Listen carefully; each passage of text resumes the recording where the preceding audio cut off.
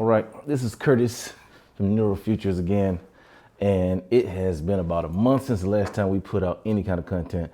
A lot has moved in the space of technology. Yeah, we talk about AI a lot. Yeah, we talk about all the different types of emerging technologies. We also talk about like what are people doing with it.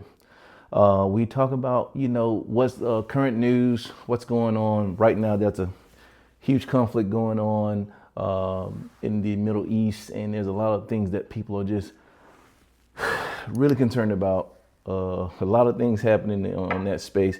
That's why we like to try to cover the entire technology experience, no matter what facet it is. And specifically, when you start looking at the geopolitical situation that we're in, technology is still ever present.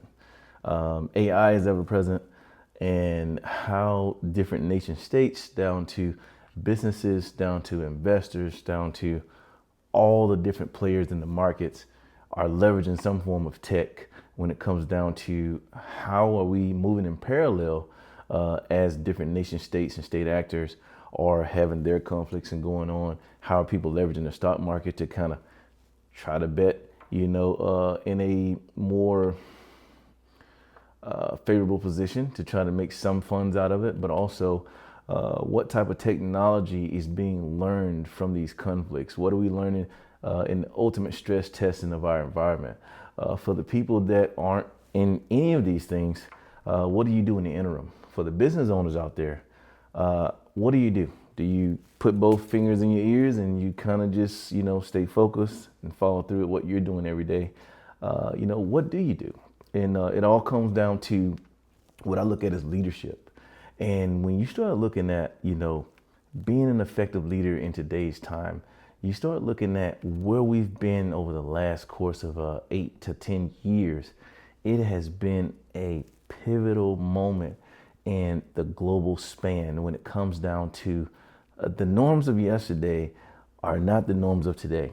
And being able to understand what you have to be in this moment as a leader really speaks to being able to be resilient, because there's a lot of unknowns and there's a lot of things that you don't know, because there's been a lot of firsts when it comes down to business resiliency, business acumen, markets being able to shift, things happening overnight, uncertain times.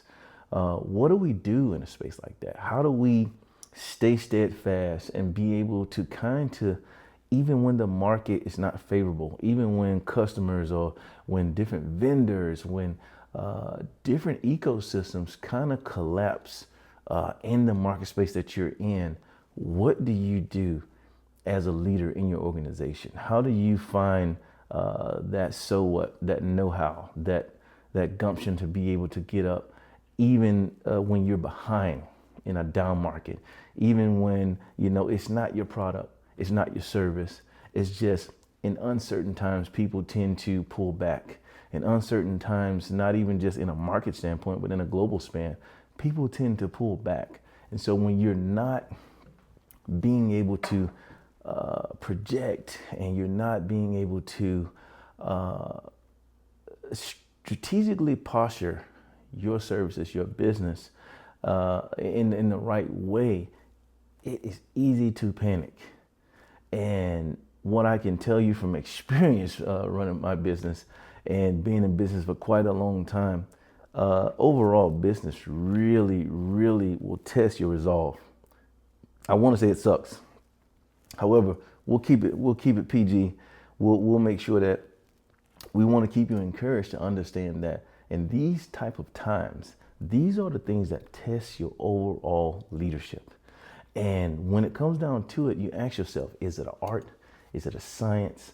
Am I leading because I make sure that I get up and I find 5 or 6 good sources of information to figure out where markets are going, where customers are buying, who's not buying, or is leadership just being able to stay centered? Is leadership being able to stay optimistically, pessimistic, or being either or, being optimistic about your business or being pessimistic about your business?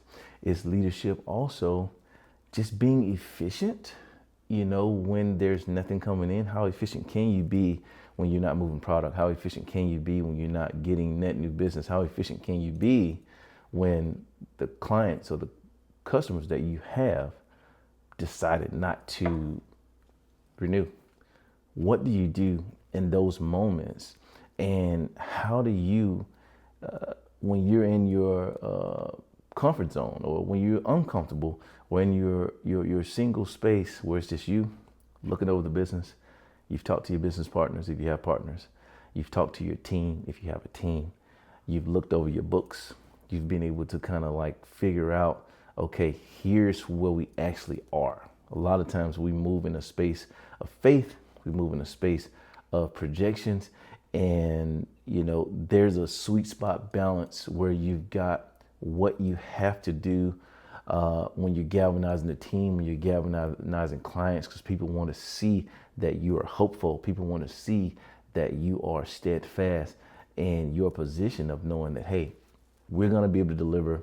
Things are going to work out no matter what. We're going to be, whether it's a trusted advisor or our product is reign supreme, against any other market product. You have to get to a space where you got to kind of understand, like, hey, here's where we're at, right? And so whether there's a runway problem for cash, or if there's just, hey, we don't know what we want to do when it comes down to the team we have, whether we have a small team or a medium team, to be able to keep people on board. And so now you're constantly making these hard decisions. And the biggest thing you gotta kind of really look at is, you're gonna feel like you're behind. A lot of times your position is from behind, but like, how do you lead from behind? It's easy to be able to, have the numbers. You've got a surplus, you've got orders coming in, you've got people subscribing, to your products, you've got people purchasing, and you've got, all this success when you look at numbers coming in. You're looking at gross product, you're looking at being able to see that P&L statement, where there's not a lot of L, it's just a lot of profits. And you really got to ask yourself, there is no right or wrong way when it comes down to, it's easy to lead when you're making a lot of money, or, it's just as challenging. But I would definitely say in this season for a lot of businesses, especially if you was able to survive 25, it is a whole different mindset type of leadership when it comes down to when you see the losses, when you start being able to see that the operation system that you have in your business has a lot of holes in it. It tests the resolve of your efficiency. It tests the resolve of having secondary and tertiary plans put in place. So if this falls through, then we can fall back on this. Just really like figuring out, what does your business resiliency look like? And what does your team, your leadership team, and what does that look like? A lot of times we focus a lot of times on, yes, we want processes to be in place, but I would argue that processes are as good as the team that is exercising the processes, that is as good as the leaders that are under you or across from you that are pushing it throughout the organization. And what does that mean? Being a leader that leads other leaders, or also being able to create other leaders, because you can't do it by yourself a lot of the times. And so it takes a certain level of patience. It takes a certain level of virtue to be able to, one, understand, what do I know, right? What do you know in your business? What do you know in your market? What are your other competition doing? What are they doing in this market? But also understand, most importantly, what don't I know? And being able to not try to fake it till you make it, just be very transparent about the team, because, in business season, you can try to like fake it sometimes. Sometimes you can get over until something, works out. But overall, if you have a real team galvanized, transparency is everything. Transparency is everything, because no matter what, you're going to have to make a hard decision. And nobody really wants to be, just blindsided when you have to make a business decision, when you have to let people go, you're looking at large companies, enterprise level companies, every week, getting rid of 20,000 and 40,000 people. And when you think about that, to get rid of 20,000 to 40,000 people, whereas the average small business is anywhere between one person to 49 people.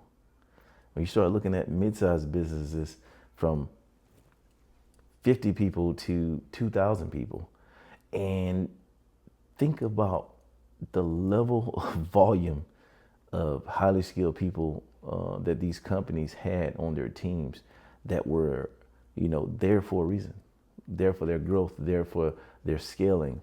And at some point, the numbers are going to be against you to a degree where, hey, it does not make sense to have one person, doing a job for a time, or you just have to make certain cuts. And that level of leadership is probably one of the hardest. If you really have a person that it's not a performance type of termination, it's not, anything negligent that they did. It's just when you start looking at a business that wants to be in the black, want to be in surplus, if you see any kind of downtrend to where you may not have enough runway, or you even close to looking like being at break even, then at that point, like, you've got to be able to start patching the holes up in the ship. And it's one of those things that when I start looking at every chance I had to lead, every chance I had to be able to learn from another leader, it was always about what's the best decision that I can make in this time. Because this decision in real time, I need to make sure I have the most valuable information. I need to have the best information at the time so I can make a decision. Because once I make this decision, I'm not looking back from it. The worst thing you can do as a leader is, everybody says you get hindsight. Hindsight is 20/20. Things get clearer when you can kind of go back and kind of look over. But that's good to kind of go back and look over. However, whatever you know in that future time about a decision that you made in the past time, if you didn't have that same information, there was nothing you were going to be able to do different. Now, if you had said information that could have made you make a better decision, then at that point, you got to start looking at your processes and figure out why. Why did I have access to information that would have been able to give me an opportunity to make a better decision? Because no matter what, every leader, a lot of times, especially if you are, not trained, or you haven't had the right environments to be a timely decision maker, sometimes people have the right information and they make the wrong decision. And a lot of times they don't really understand that I can't make a biased decision. If I need to get rid of 2 to 5 people today to save the company for the rest of the people that need to work, we just need the company to survive a period of time. Whether it's that quarter, we need to cut some people. We're going to make it to that next quarter. And by that time, the sales pipeline that we're projecting, those numbers will come back going into that next quarter. Hopefully we'll have an uptrend. And at that point, you can always go back and look at the Rolodex and be able to kind of say, hey, I want to bring that person back. We're in a better position, and, this is what we're going to do. But those are some of the conversations that I think when you start looking at leadership in organizations, and I know we talk about technology, but we can say technology leadership, but overall, for me, leadership is leadership. And it does not matter what vertical you're in. It doesn't matter whether you're, in hospital or healthcare, or you're an attorney. No matter what, you're leading people, processes, and things. And so when you look at the scope of that, when you look at how you take care of people, when you look at how you need to make a decision about people, whether you need to pay them more, or whether, they're not putting out enough output that justifies their numbers, or they're not properly trained to give you the most efficiency from that position. You know, that is the bedrock of your organization, right? Processes are the guidelines and the construct or the frameworks that those people are able to operate on, just so you can be able to get your business to economies of scale.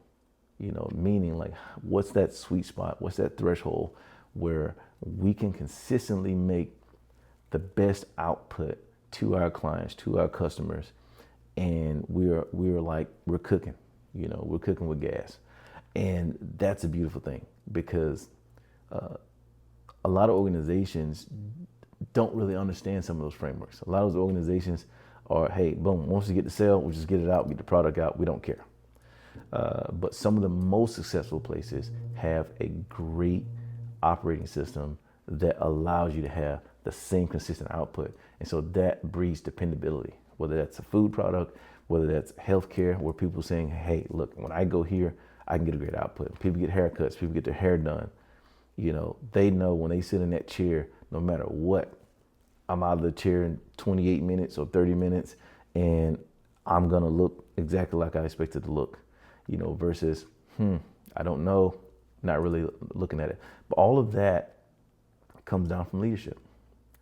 And when we look at the space that we're in, coming out of 25, I have had a lot of conversations with a lot of businesses that were considered to be up and coming. A lot of them were booming. They had a great run. You know, people, you know, were in the 6M column, somewhere at 11. People were getting it done. You know, 24 was a great year for us. You know, we were scaling, we were doing our thing, and we were very hopeful in 25. But markets change, right? You know, it's election year, new leadership team, new changes in policy, and where we were postured, where our positioning was not favorable, and we did not have the resiliency built in to get us where we needed to be. And so for us, we were very hopeful coming out of 24, because we had proper alignments, we had proper strategic partnerships. We were looking at it from that regard, and really we should have took another step back and do a what if tree, right? Some people's like, oh, you don't want to go by the what ifs. However, if you're in business, you should poke holes in your business at all times, especially when you're not going through any, you know, if you're in a good turn, sometimes it's good to have a strategic team on the side to at least take once a quarter, start poking holes into your positioning. Is this the most resilient that our company can be in this space? And does this serve us? And what happens? What's the contingency plan if a new administration comes in, and if we have a bunch of government contracts, and some stuff is partnerships with people that are DEI, you know, a lot of the different programs that's considered DEI, and we're subs up under that. You know, how much exposure do we have if we've got 80% of our business pipeline aligned with that? And what happens if a lot of these different companies get cut? Then what are you doing?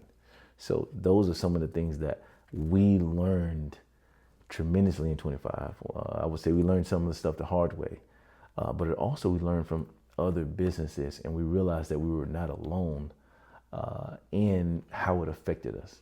And when you look at where we are right now, we're still building, we're still resilient, we're still here, we're still providing services, and we're not allowing some of the scar tissue that we had out of 25 to warp judgment, to warp leadership.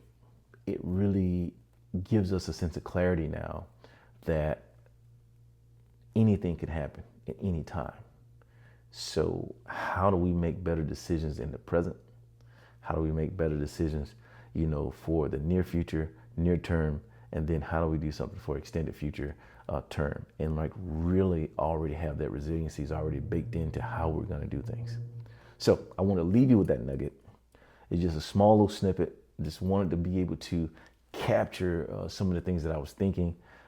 Yes, there is a major conflict going on around the globe. Yes, I am not dodging talking about it, but also it's one of those things where when you understand, where your positioning, your lane is, there's enough talking heads on the internet right now that are talking about it, doing a great job. But there's people in the background right now through this conflict, through U.S. turmoil, that are consistently in the background building effectively and coming straight up the middle when it comes down to where they want to land when all the smoke clears, and being able to come out on the other side a little bit more resilient, understanding that where your business is, where your positioning is, you may not have enough money to start going out here and start being a talking head and some of the blowback that goes with it. Your job is to create a product. Your job is to build. Your job is to do the thing for your team, your company. And in this moment is to get as much information as possible, be as aware as possible, be ready, but also be resilient and follow through. Stay focused, and follow through.